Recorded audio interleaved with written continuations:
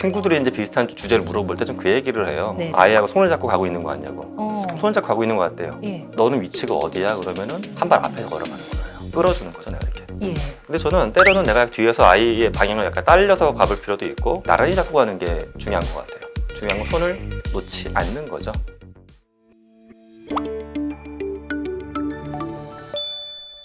안녕하세요. 교육 고민을 대신 물어봐주는 교육대기자TV, 저는 대기자 방종임입니다.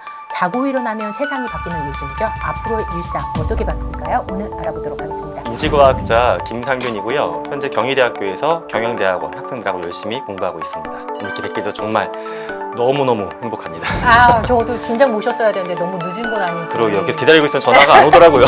죄송합니다, 교수님. 제가 더 아닙니다. 다음번엔 좀 더 빠르게 아닙니다. 하겠습니다. 예. 이제 인공지능, 메타버스 예. 이런 건 너무 일상이 됐고요. 이제는 산업을 넘어서 인간의 일상까지도 바꾸기 예, 그렇죠. 시작한 요즘이 아닐까 싶은데요. 이를 최근에 교수님 책에서는 초일류라고 표현을 하셨습니다. 네네네. 20년 전, 뭐 10년 전에 내가 학교 다닐 때를 한번 돌이켜보세요. 우리 자녀 말고.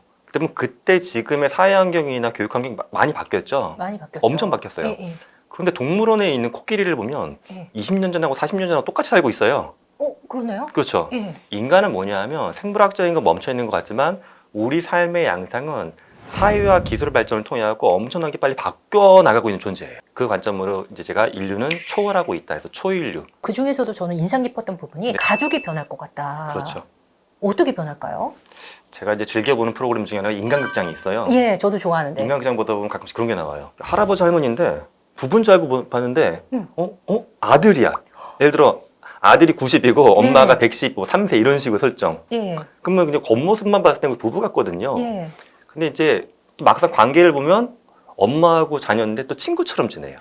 네네. 제가 어렸을 때 저희 부모님하고 저의 관계랑 저희 아이랑 저의 관계를 보게 되면 네. 세대가 20몇 년 뒤긴 한데 확 달라졌거든요. 그런 것 같아요. 그것도 과거로 가게 되면 굉장히 또 투식적이었어요. 네. 아버지가 와가지고 너 원서 쓸 때 보면 너 여기 대학 가야지. 이거 왜 안 했어? 혼내고 막 했는데 지금 그거 안 통하거든요. 예. 아버지가 60 정도 돼가지고 1차 은퇴를 해요. 음. 1차 은퇴하고 난 다음에 다시 또 공부하거든요. 2차로 취업하려고. 예, 예. 근데 그때 보게 되면 또 자녀분들은 직장 다니고 있어요. 어. 부모하고 자녀 관계 역전된 거예요. 아이가 일하고 있고 부모가 공부하고 있는. 그러네요. 예. 좀 이따 보면 또 부모는 이제 근무하고 있는데 아이가 은퇴를 해. 사회적으로 부모는 어른의 역할, 그다음에 자녀는 아이 역할이라 규정을 주고서 모든 걸 위계관계를 만들었었어요. 그렇죠. 근데 이게 뒤집어지기 시작한 거죠. 사회적으로 보면 역학이. 예, 예. 사회 역학이 어른 아이가 뒤집어지면서 가정에서도 뒤집어지는 게 자꾸 생겨요. 좋게 보면 뭐냐면 수평적입니다. 관계가. 네네. 그래서 장기적으로 가정 내에서의 이제 구성원들 관계는 수평화가 더 극단적으로 갈 것이다 해석을 합니다. 같이 공부할 수도 있고. 같이 공부하고 같이 대화할 수도 있고. 같이 인생에 대해서 고민하고. 이런 경우도 있는 것 같아요. 요즘에는 IT 기술이라든지 이런 네. 거를 10대 자녀가 네. 더 잘하는 경우도 있잖아요. 맞아요. 배우는 경우도 있는 것 같아요. 부모님이. 그리고 아이한테. 아이들이 이제 더 이상 부모님한테 많이 안 물어봐요, 옛날처럼. 예, 옛날에 보면 그러네요. 뭐 저마이도 음. 지금 돌아보면 사실 우리 부모님도 잘 몰랐겠다 생각이 드는데 네네. 대학 갈 때 엄마 아빠 너 어느 과 가야 될까 뭐 이런 거 그렇죠. 물어보고 하는데 지금 아이들 보면요 입시나 건강이나 뭐 어떤 감정적인 깊은 고민이 있어도 다 인터넷 커뮤니티 거기에 물어봐요. 그리고 부모가 부모 이전에 한 지혜를 가진 어른으로서의 존재도 네네. 있었는데 그 부분이 네. 많이 지금은 달라진 것 같아요. 그렇죠. 원래 사회적으로 보면 어른은 더 많은 사회적인 인간 관계를 갖고 있고 네네. 지식에 대한 경험이 누적되어 있는 존재라고 보는 건데 음. 아이가 그걸 굉장히 빠른 속도로 기술로 따라 붙었거든요 이미. 네. 그러니까 그걸 부모님을 무시한다는 관점이 아니라 우리 아빠보다 여기 물어보는 게 훨씬 더 지식이 풍성해. 부모 입장에서 좀 난감한 일들도 발생할 수도 있을 그렇죠. 것 같아요.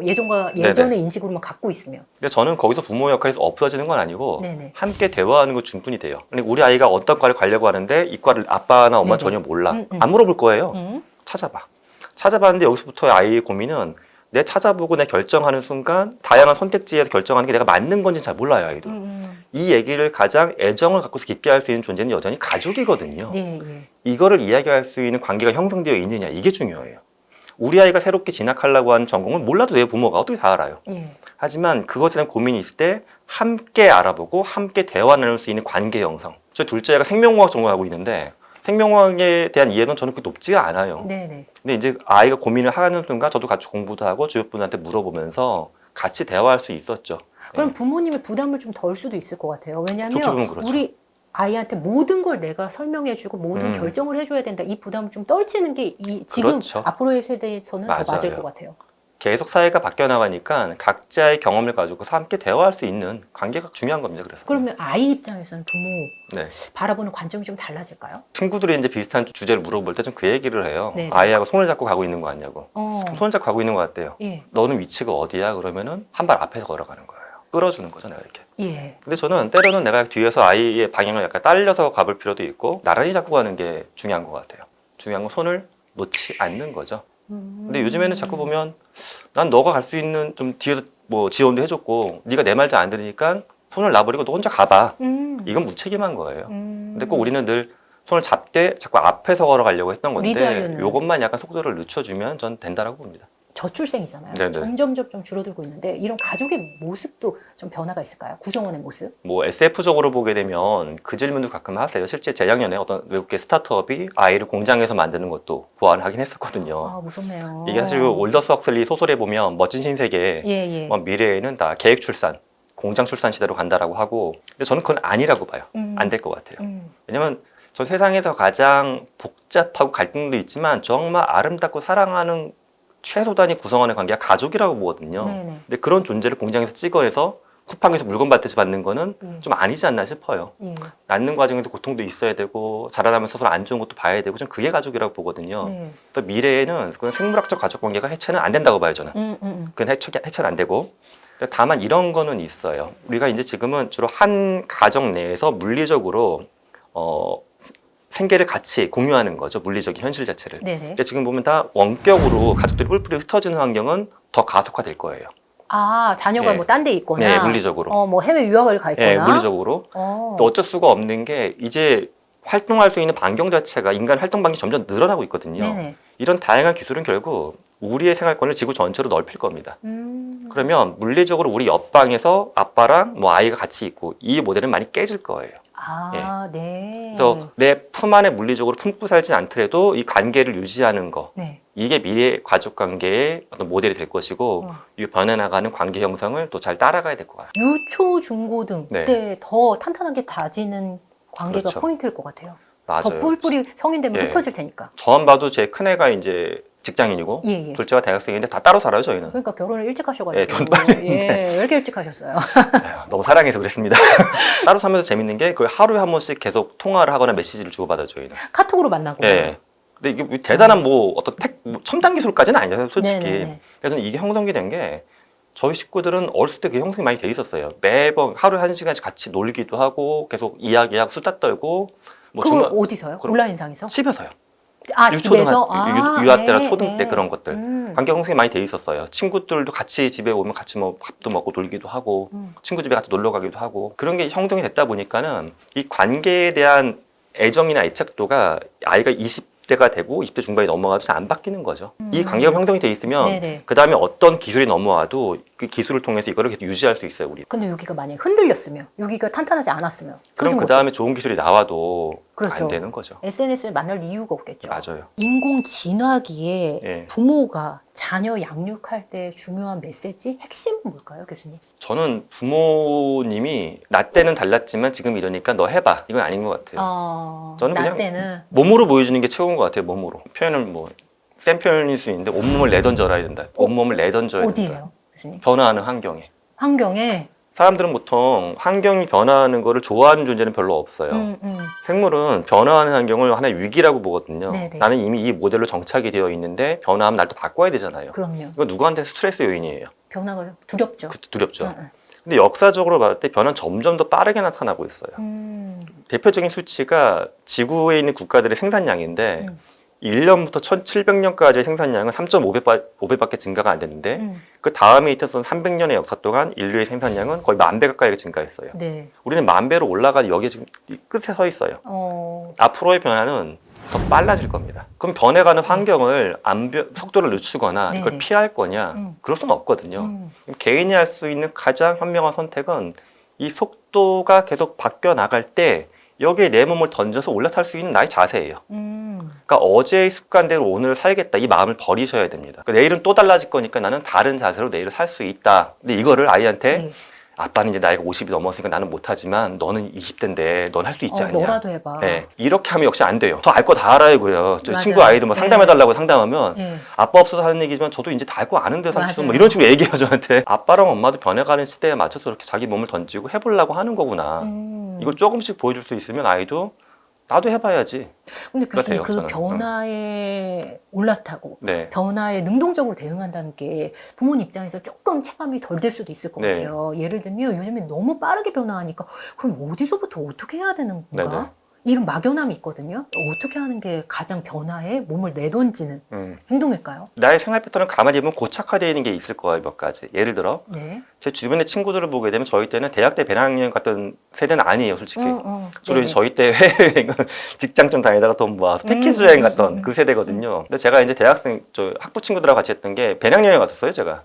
그러셨어요? 유럽 배낭여행. 네. 같이 와. 배낭 딱 메고 네네. 실제로. 네. 유럽 야간 열차를 횡단하고. 예. 아이가 보고서 와 기괴하다라고 하더라고요. 아빠 그렇게 여행이 되겠냐고. 해보는 거죠. 야, 내가 뭐 지금 80대 90대도 아니고 왜 못해? 할 수 있어. 해본 겁니다. 저는 별것도 아닌 것 같죠. 이런 것 같아요. 또 음식을 먹으러 가도 저는 아이들 맨날 그래요. 아빠는 맨날 새로운 식당 가면 메뉴판에서 구탱이에 있는 독특한 걸 자꾸 시킨다고. 이건 별 리스크도 없고 맛없으면 맛없는데 그냥 먹으면 하나의 경험이거든요. 근데 삶에서 우리는 자꾸 중국집 먹으러 가면 짜장면 짬뽕에서 고르려고 하고 하는 게 아니라 새로운 길. 산책할 때도 안 가본 골목도 가보고 안 나간 모임도 나가보고. 그러니까요. 그런 중국집 가면은 늘 짜장면 짬뽕 예. 누가 시킨 것도 아닌데 네. 류산슬 이런 거 먹는 사람 없잖아요. 저는 기업들이 보면 자꾸 그 교육을 할 때 직원들 창의성, 특히 교사분들이나 뭐 장학사분들 만나면 우리 학생들 창의성 키워주고 싶다고 하는데 자꾸 워크숍을 만드세요. 근데 저는 그거 보면 늘 생각하는 게 작년에 성공한 워크숍이라고 올해 똑같이 하려고 그래요. 거기서부터 잘못된 거예요. 창의성이란 건 네. 전혀 무관한 것들을 연결을 해보고 네네. 안 했던 것들을 해보면서 거기에 당황하면서 생기는 거거든요. 또 작년에 했던 걸 똑같이 하면 아무도 당황하지 않아요. 우리가 할 수 있는 인생에서 가장 교육하기 힘들다는 게 창의성인데 창의성도 아까 얘기했던 바로 그런 부분에서 나타나는 거예요. 이게 너무 거대하게 창의성 오늘부터 키워야지 예. 이게 아니라 새로운 결정을 하나씩 해보는 거. 예, 인간의 뇌를 보게 되면 인간의 뇌는 되게 효율적으로 짜져 있어요. 예. 짜져 있어가지고 원래 여기는 여기끼리 연결해서 아웃풋이 괜찮게 나오면 얘랑 얘를 연결하는 시도를 안 하려고 그래요, 우리는. 이게 편하니까요. 예, 이게 편하니까. 우리가 안정적이잖아요. 네네. 근데 연결을 해보게 되면 여기서부터 이제 없던 채널이 열린다고 보시는 거예요. 이게 우리가 이렇게 어렵게 보고 있던 창의성이에요. 이게 그럼 더 개발되겠네요. 더 개발돼요. 결과물이 어떻든 간에요. 어떻든 간에. 왜냐면 부모님 입장에서는 우리 아이가 남들이 안 가는 길을 네. 선택한다고 하면 두렵거든요. 그 결과를 걱정하시는 거죠. 사실 우리가 지금 되게 닮고 싶어했던 CEO들 있죠. 네네. 부모님들 중에 요즘 뭐샘 알트만이 어떻고 맞아요. 뭐 나델리 회장이 요즘 어떻고 왔죠. 막 얘기하고 네. 하는데 뭐 저커버거도 그렇고 그들의 인생 경로를 보면 다 거기에 들어가 있는 사람이에요. 안 가봤던 길을 갔던 안 사람들. 가봤던 길. 예, 예.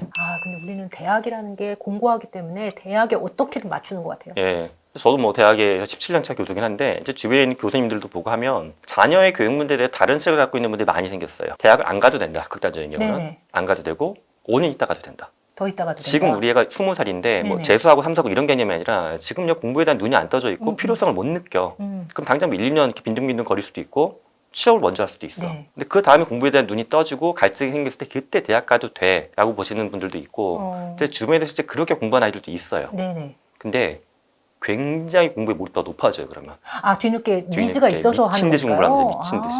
공부 동기가 중요한 것 같아요. 좀 미친 듯이라는 게 A 플러스가 당장 나온다 이게 중요한 게 아니라 공부를 본인이 좋아해서 하게 돼요. 그러면 그 결과는 어떻게든 간에 저는 좋은 쪽으로 발현이 된다고 봅니다. 그러면 그렇게 새로운 시도를 하는 부모님들, 네. 그 응원해주는 그 부모님들은 어떤 좀 공통점이 있었을까요? 조바심을 안 해야죠. 우리는 이제 사실 그런 아이들을 것 같아요. 사랑하고 믿죠, 기본적으로. 하지만 내가 살아왔던 세상을 경험했기 때문에 네. 이 경험의 법칙대로 우리 아이의 내일도 비슷할 거야라고 하는 생각을 갖고 있어요. 예. 이건 기본적인 모든 생물의 공통점이에요. 네. 안 바뀔 거라고 환경을 믿고 싶으니까. 근데 말씀드린 대로 환경은 바뀌거든요. 그러면 아이가 다른 방법으로 살 수밖에 없는 게 내일인데 어제의 습성을 빨리 배워야 된다는 조바심. 이게 그렇게 날 맞는 조바심은 아니거든요. 그럼 차라리 여유를 갖고 있어도 돼요. 그리고 이제 특히 뭐 저처럼 50이 넘었으니까 살아온 인생을 돌아보면 23살에 대학 가거나 21살에 대학 가거나 큰 차이가 차이가 없죠. 지금 수적 없죠. 네, 저는 지금 네. 느끼고 있어요. 오히려 우리보다 아이가 조바심을 더 갖고 있어요. 근데 부모님이 집에 조바심을 내죠. 아이는 미치려고 할 거예요. 전이 되는구나. 네, 아이는 조바심을 티를 안 내서 더 갖고 있거든요. 그렇겠죠. 사실 본인의 인생 경로에 대해서 가장 고민하는 건 생각이 없어 보이지만 저는 아이라고 봐요. 자기 삶인데. 그럼요. 근데 뒤에서 부모님이 더 막 스트레스 받아하고 더 조바심을 내면 아이는 티를 안 내서 그렇지 더 힘들어요. 그때 나오는 게 우리가 최악의 빠른 선택이죠. 무조건 빨리 선택을 해야겠구나. 네네. 여기서 문제가 생겨요. 요즘에 보면 제가 극단적인 케이스에는 학과를 4번까지 바꾼 친구도 봤어요. 대학도 안 맞아서요? 네. 들어왔는데 아니야. 예, 전공 바꾸고 편입하고 해서 막 4번까지 바꾼 친구를 봤는데 예. 저는 좀 뒤에 있는 선택일 뿐이라고 봐요. 그런 거. 교수님도 좀 그러시지 않으셨어요? 대학 가서 스타트업도 그럼요. 경험해보시고 공부도 선택해보시고 이러셨잖아요. 제가 이제 저는 사실 92학번, 92학번인데 네네. 나이를 이제 가면 네네. 그때 대학을 제가 처음 가게 된 것도 부모님하고 얘기해봤더니 너 로봇 좋아하고 로봇 만드는 과가 여기야 해서 로봇 만드는 과에 갔어요. 근데 결정적으로 들어가자마자 납땜 실습을 엄청 해요. 땜질하고 막 기판 만들고 납땜을 너무 못하는 거예요. 제가. 예. 전 그 냄새가 너무 싫었어요. 그리고 머리가 아프더라고요. 그래서 대학교 3학년 겨울방학 때 게임 만드는 회사를 시작하고 창업을 했어요. 부모님한테 집 담보로 대출해달라고 해가지고. 네. 대학생 때? 네. 저는 예. 그냥 그때 그 일이 재밌었어요. 재밌었는데 친구들이나 선배들이 그때 많이 했던 얘기가 그때 이제 이동통신 회사들이 생기기 시작했던 시점이에요.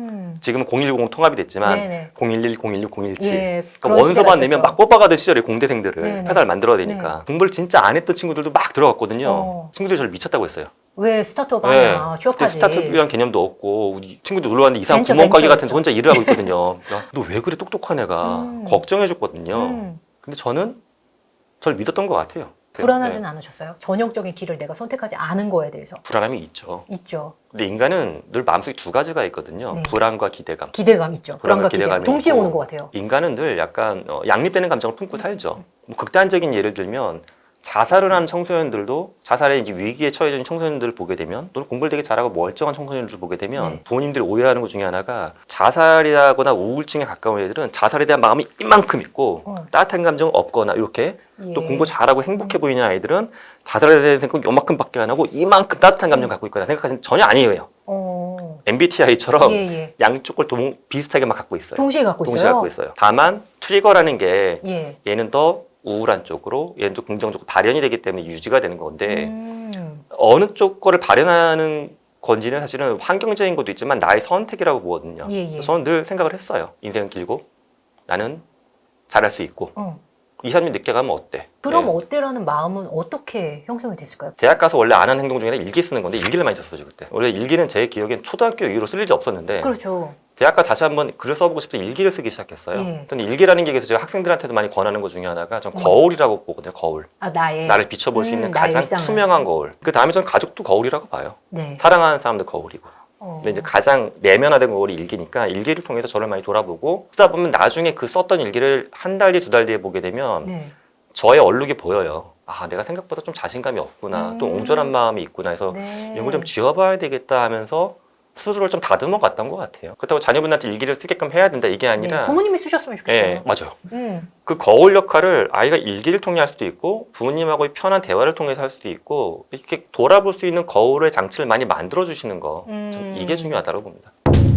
이 잡이라는 게 빠른 속도로 좀 달라진다라고 보거든요. 예. 이거를 하는 업 자체가 사라지진 않아요. 네. 금융적으로 누가 분석하고 시장을 읽어주는 업은 필요해요. 네. 하지만 이 업에 들어가서 10명의 전문가가 필요했던 것 중에 네. 8명의 전문가는 없어지고 2명의 전문가가 더 깊게 많은 걸 받아보면서 일을 할 거예요. 그럼 그 8명. 8명은 다른 거래.